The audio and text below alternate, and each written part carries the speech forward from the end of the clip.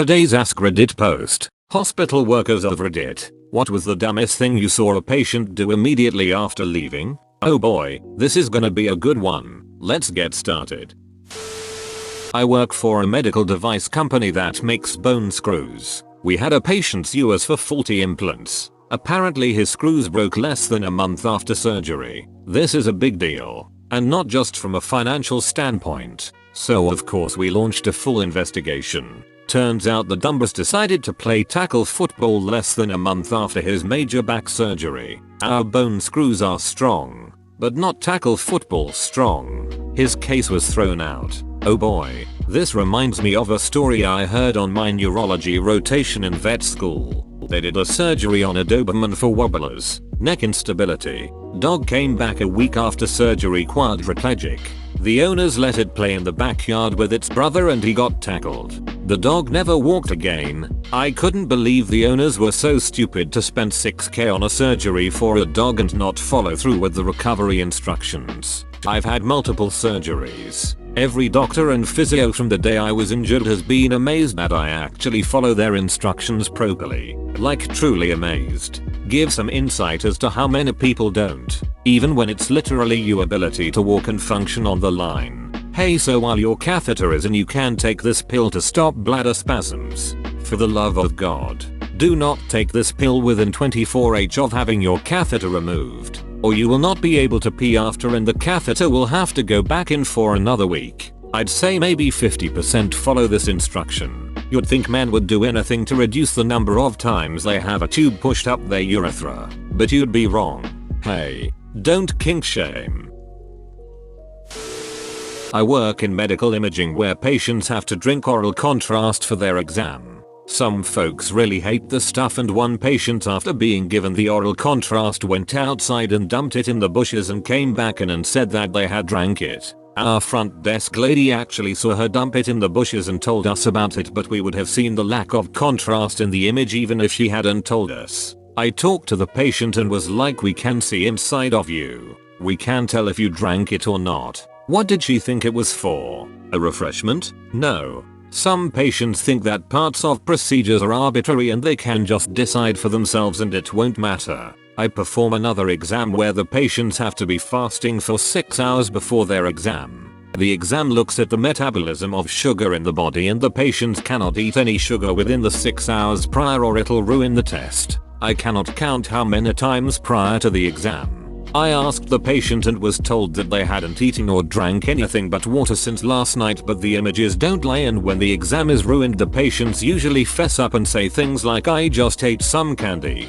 I didn't think it would matter, or what did you expect for me to do? I was hungry, or I didn't eat anything. I just drank a soda. That shouldn't count. It's 6 hours, people.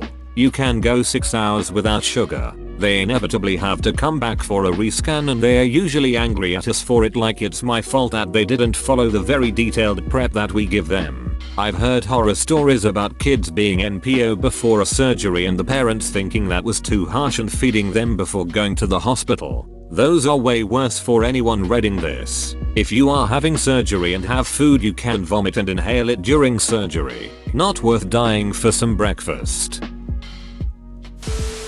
Discharged a patient after hysterectomy, removing uterus, stitches at top of vagina, and she went home and had intercourse, busting her stitches and allowing for her bowel to protrude through the vagina. Had to have an emergency procedure to fix it. And that's enough for this thread. It's the Jolly Rancher comment of the thread. Is that better or worse than the poop knife of the thread? Broken arms? Coconut?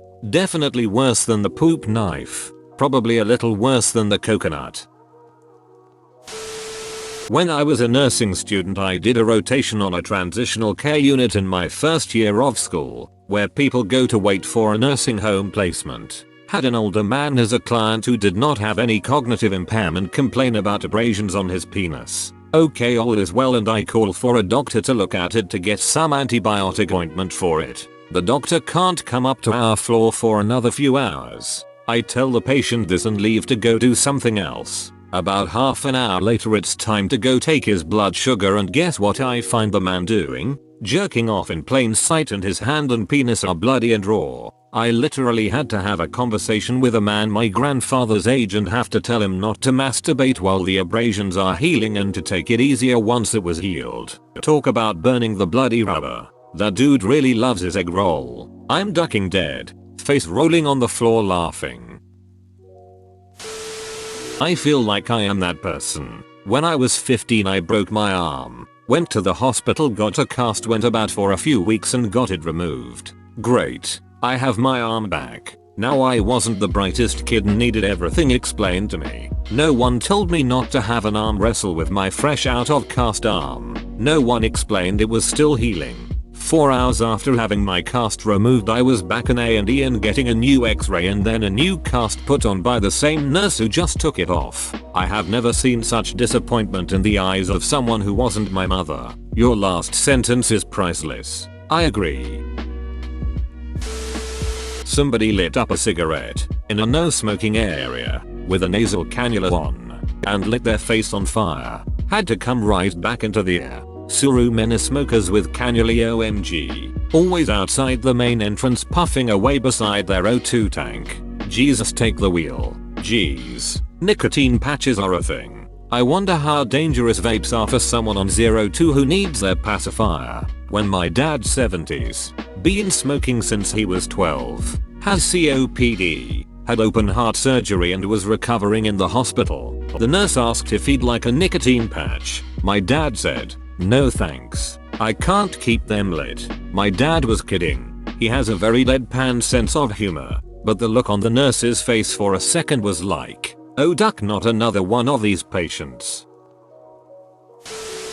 Not after leaving, but this elder gentleman had his wife bring him an L out the literal day after his open heart surgery. I couldn't believe it. Edit. Oh, and for clarity, the surgery was a heart bypass for clogged arteries. Yo, I used to be a live sound engineer for a living. I was working at this one venue, and this band had their own sound engineer. I still had to do everything as far as micing up the stage and wiring everything because he said he is supposed to take it easy after his bypass surgery. He even showed my they scar. Not that I asked or questioned him. Anyway, after I do the entire sound check for him, he flags down a server and orders 4 shots of tequila and an order of cheese curds. Server laughed thinking he was joking. And he is just like, no, I'm serious. Can't plug in a mic cause of his heart surgery by deep fried cheese and tequila is fine apparently. He got so drunk he could barely walk. His son drove him home. If it involved heavy lifting using the arms, he shouldn't have been doing it as it could seriously harm his healing in the short term.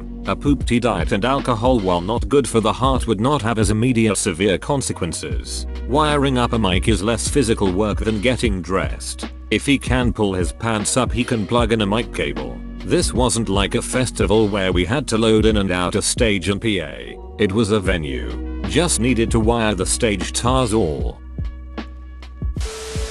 In the Darwin Awards is a tale of a man in hospital with a skin problem. The staff coated him all over with a cream which is highly flammable, warned him about it and told him to keep away from any sources of ignition. He immediately snuck outside for a smoke, went up like a Roman candle. Holy, and X200B. Why? Some people just have to. I read on Reddit about some kid who was told not to touch the red hot ring on the cooker. So he looked him mum hard in the eye and slammed his hand down on it to annoy her. If you wish to kill someone like this, just order them to breathe.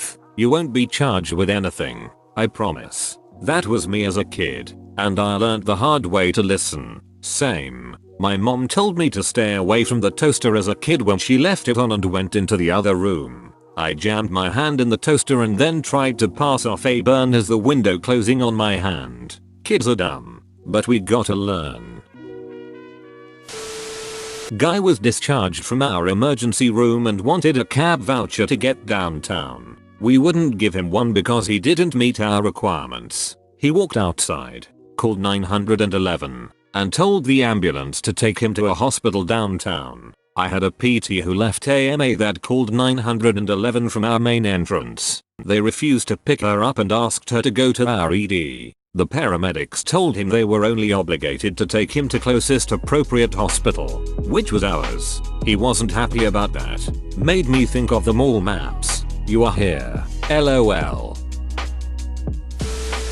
I work in a COVID clinic and I had a patient come in who was just a ball of anxiety about all sorts of things but mainly COVID. He had no symptoms either, just general anxiety. Anyway, he walked out of the clinic, immediately took off his mask and went into the Jimmy John's across the street. Seriously? You come to specifically talk about your fears of COVID and then you take off your mask before going into a store? Why I immediately saw Terry in Brooklyn 99. Why question mark? This feels like a Brooklyn 99 ether cold opening or episode ether way a ducking works XD. Patient came in for shortness of breath. She was seen and discharged. A nurse saw her walk into the parking lot, jab herself in the leg with an EpiPen, and come right back in saying that she's short of breath. That's not dumb. That's a mentally ill patient. Mentally ill people can do dumb things. Was this one of those tests to see if we would notice a double word? Do I win a prize? Is that a real thing? I saw someone pull his newly slung arm out of its sling so he could put his jacket on as he was leaving the air. He just stopped in front of my desk and started whimpering and yelling ow, OHHH, as he slowly worked his arm around to get it out of the sling and into the sleeve of his jacket. I'm pretty sure it wasn't very cold outside at the time. I plead for him to stop but he ignored me. It was really bizarre. My shoulder hurts just reading this. We had a guy leave AMA against medical advisory and then get hit by a bus. Thanks. You're the first I've seen that explained AMA in medical context. LOL, I guess that's the reason for my upvotes LOLNP. Countless COPD asthmatics coming in for wheezing, sob, rapid breathing. We treat them and the second they feel better they will state, I forgot something in my car, only to leave and light up a cig. Now retired, but one of the things I liked about my hospital was the food. We have a lot of immigrants in our area and some wise person decided to hire a pretty diverse crowd of cooks. Jamaican ladies making spicy chicken, Japanese cooks making sushi, Mexican dudes making made-to-order burritos, local barbecue, etc. And it was all very clean from a nutritional viewpoint. All of it was inspected by our RDs. And just about every day I would see patients turn down this excellent food and have their families bring them crap from fast food joints in town. Edit. Well, this caught fire while I was asleep. Yes, the food was good. The barbecue vendor also offered fried chicken. But the reason I retired a year early is because that hospital was being absorbed into a large healthcare corporation and we all know that never benefits anyone but the suits. From what my former co-workers tell me, that cafeteria now offers the finest food service meals delivered daily in refrigerator trucks and served fresh from the microwave. Hiring cooks who wanted a job is probably not part of the corporate profit plan. Being in a hospital is strange and fast food is familiar. You had me at jerk chicken though. That's the thing. If you're at a hospital you're probably stressed and when you're stressed you don't want to be trying new things. You want something familiar and comforting. And yeah, for a lot of people that's probably going to be fast food. Yes, if you're in an area with a lot of different diasporas, burritos, jerk meat, and udon noodles, I somewhat doubt sushi was on the menu, are going to go down well because that's the comfort food of the people you're treating. Hell, I love trying new stuff, but if I was in the hospital I wouldn't want any of that stuff. I would probably just want a nice Vegemite sandwich because it's familiar. My brother works as a volunteer for the Red Cross. He mostly volunteers as a medic in ambulances. He told me how they picked up a guy because he crashed his bike after he didn't pay attention and got his tire stuck in some tram tracks. About 3 hours later he was picked up again after he tried to ride his bike with one hand in a cast. First time round he sprained his elbow. Second time round he broke his shoulder on the same side. Well, he didn't disable himself on both sides. There is that as a silver lining. Must be disappointing for his mom, though. A dentist had to put a little boy maybe 3 under general anesthesia to treat his bad teeth. Everything went fine until he was about to leave and I saw his mom getting him Gatorade. Turns out it was his favorite drink and it was almost all he was drinking. The parents thought it was a fruit juice and that it was okay for him to drink. No wonder he had so much problems with his teeth. Poor little guy. Fruit juice is just sugar water itself. And depending on the type of fruit it is more acidic than Gatorade as well. So actual juice might have been worse. We had to teach the parents about how to read food labels. It's easy. Just pick the one with the most wholesome looking graphics of fields and sun and fruits and stuff. That's the healthiest choice, right? S.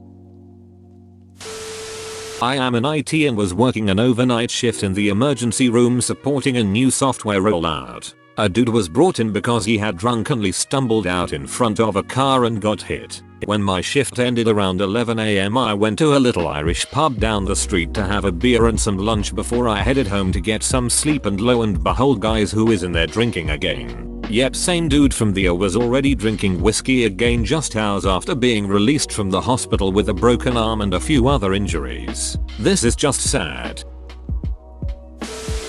Not a hospital worker, but my grandfather's wife tried to sneak KFC into the hospital for him immediately after triple bypass surgery. Well, have you had hospital food? I'm not going to lie, the hospital food I got when I had my kids was pretty good, and as much ice cream as you want. I had a BLT and chocolate cake every day.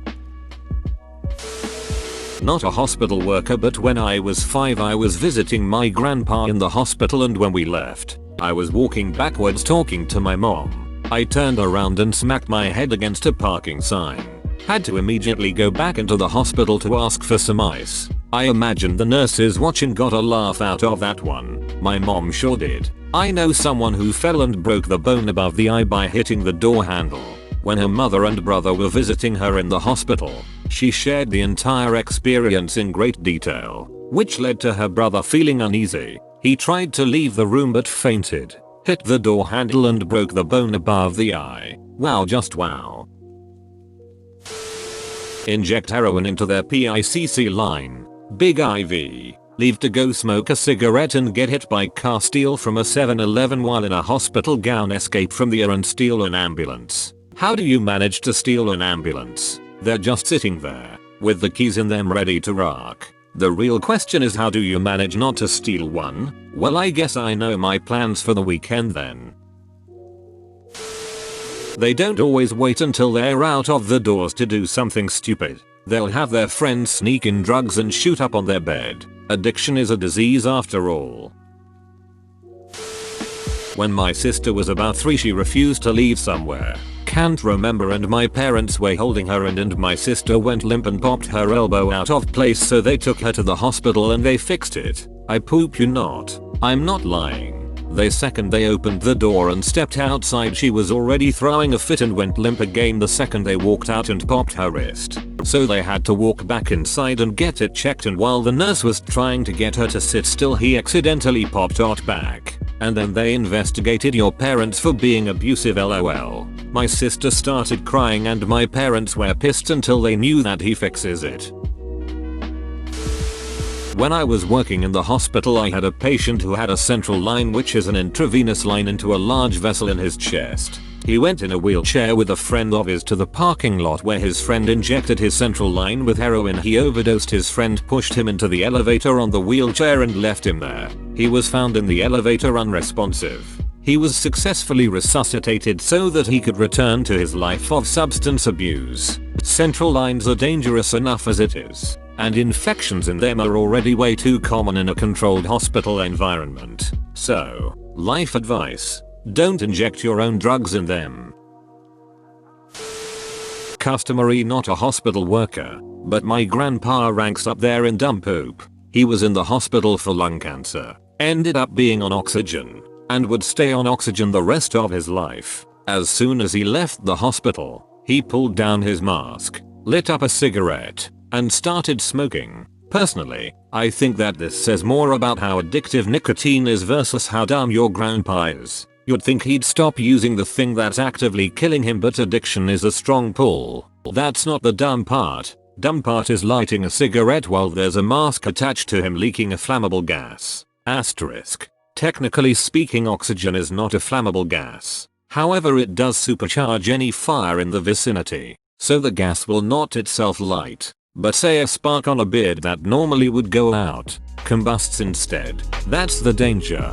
Now if we had hydrogen tanks to breathe, that mother will ignite like nobody's business. Edit. However, since many people are certain it's flammable and still smoke whilst connected, I can't imagine how much worse it would be with an actual flammable gas. Oxygen is a necessary component of a fire, not a supercharger. It combines with flammable materials to create the flame and ashes. The presence of more oxygen makes it easier for the combustion reaction to happen, which is why supplemental oxygen in smoking is much more dangerous than just smoking in normal air. Not a hospital worker, but I was in the emergency room due to a sports-related injury. Finally got let out after hours of x-rays and examinations as I was learning how to use crutches and watched someone with stitches on his arm start stretching like he was going to run all the way home. He turned around, walked towards the desk and yelled, "Your nurse is a poop." After the cut on his arm reopened mid-stretch, the woman at the desk looked so tired. We had an angry drunk that came via ambulance from a city about 30 minutes away. He left AMA, walked to the nearest motel, used their phone, and then called 911 hoping to be taken back to his city, but he ended up back in our ED. Needless to say, he left AMA again a few minutes later. Edit. He thought the doctor was an ass and probably came back wanting to be assigned another doc.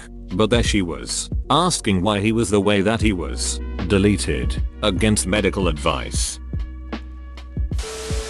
On my OB rotation in med school, we had a 32-week pregnant woman with cardiomyopathy, heart failure-like condition, and an ejection fraction of 15%. Bad. She's inpatient until delivery and everyone's worried she will die during or after delivery. One night the unit clerk calls and asks the nurse on duty, "Have y'all seen Ms. X tonight?" The nurse says, "She's in her room, I assume." The clerk then says, "Well, that's weird because I'm looking at her eating a funnel cake at the state fair right now." The patient just decided she needed a break from all of this hospital life. How the hell are you even walking around the state fair with a 15? That must have been an inspirational funnel cake. Get hit by a fourth car. Pretty sure that God just has it out for the dude. I'm a pharmacist, and one of our patients has been coming in to get nicotine chewing gum regularly for at least 5 years now. Problematic in itself, I know. This time he really wanted to quit, so he asked about nicotine patches, but decided they were too expensive. As I was walking home from work minutes later, he rode past me on his bike with a lit cigarette in his mouth. Hey, this isn't really about the story, but I want to be a pharmacist one day. What's it like? I'm not a pharmacist but a pharmacy tech. From talking to pharmacists, the best position is in a hospital. You may have to take the crappy shifts for a while till you get seniority. The worst is retail pharmacy, which unfortunately you may have to do for the experience. In retail pharmacy, I quickly realized that people are idiots. Schizophrenic patient got more freedom and immediately proceeded to interrogate a gas station attendant about her gum selection. He got so mad about Stamoral the cops were called, and so was I. Yeah dude, mental illness is so dumb. This doesn't fit super well, but I once had a patient who insisted on leaving the hospital, discharge against medical advice, because it's hard to get a good night's sleep. Now, I will admit, hospital is not the quietest place at night. You have doctors going around checking on sick patients, machines beeping, etc. But they are there for a reason. We could not convince him to stay, so we turned to his wife. His wife said she agreed with us, but she can't change his mind. He died the next day. It was a very treatable condition. Serious, but he had a good chance of recovery if he stayed. I guess he got a good sleep after all. Holy crap, that was darker than I thought. Had a mom in the angry that we hadn't gotten to her daughter yet. Minor injury, already triaged and needed to wait for others with serious issues. She got so mad that she left with her kid, stood outside our entrance and called 911. The ambulance came about 10-15 minutes after it would have been their turn on to be seen. Would have been a grand total of 30-minute wait. to see our doc. Had them take the kid to another hospital instead. Way to go. Mom of the year. Not a doctor but was a struggling addict for 20 plus years. I would almost always shoot up drink smoke on the way back from the for alcohol poisoning or something like that. Glad you're still here, friend. Addiction is rough and getting out of that took incredible strength from you. Oh for sure. Even every day still I identify as an addict and there is nothing I want to do more than lock myself in my closet and pass out cross-faded at dark.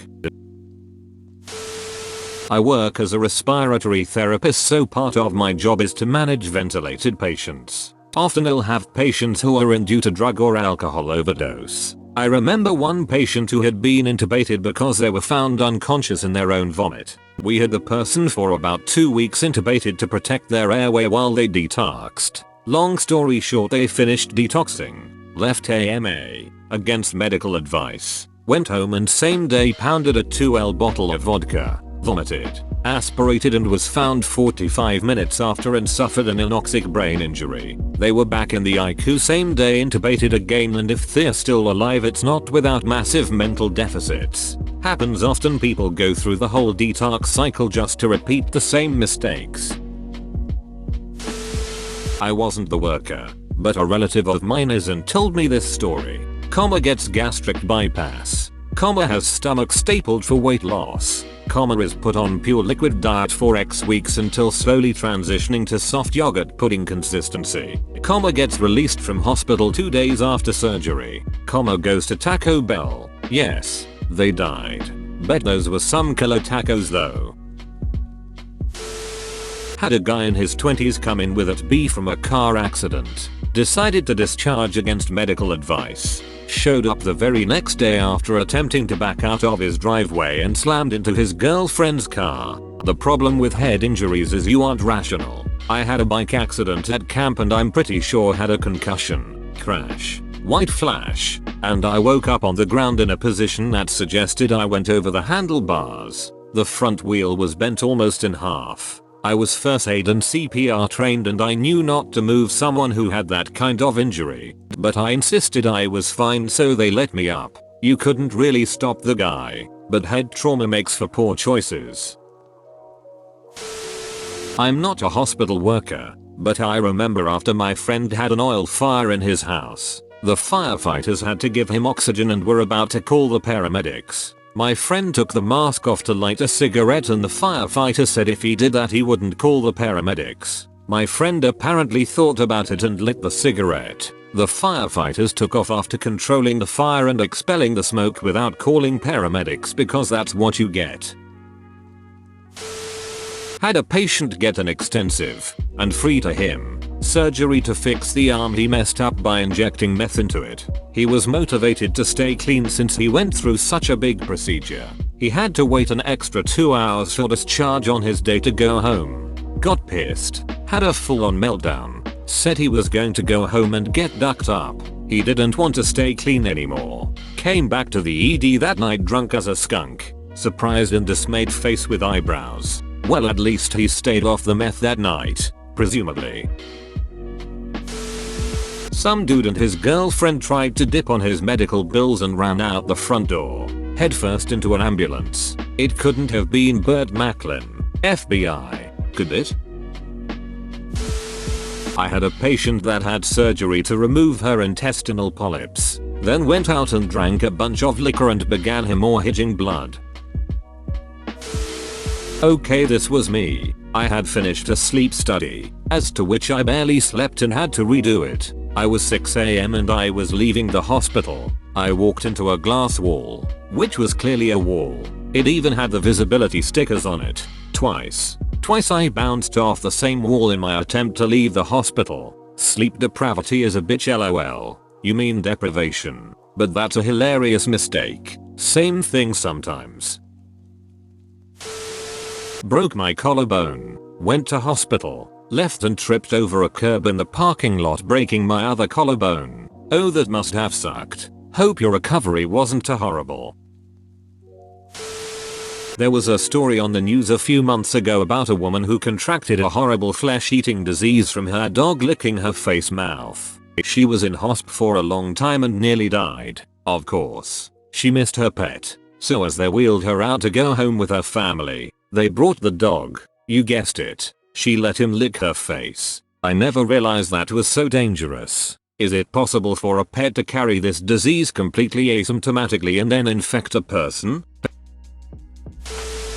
When I was the business director for a practice, our building was next to the oncologist's. Number of people being rolled out after chemo or radiation and lighting up a cigarette always blew my mind. My grandmother smoked 2-3 packs a day starting from the age of 14 and in her 70s was found to have lung cancer. She went through many oncology appointments before they needed to remove a lung lobe. After the surgery she held my hand and said how grateful she was that God gave her a second chance through talented doctors. She was a very spiritual woman, so this wasn't a flippant comment. Yet less than a week after being discharged I caught her smoking on her patio as I was cleaning up her house. Mind you, I was taking care of her during recuperation and using a week of limited vacation days to do so. It's weird to see a strong parental figure look so ashamed. Damn, nicotine is addictive. Bro, you actually watched the whole video. I'd give you a high five if I was a human. Make sure to click the like button and subscribe for more great content. See you next time.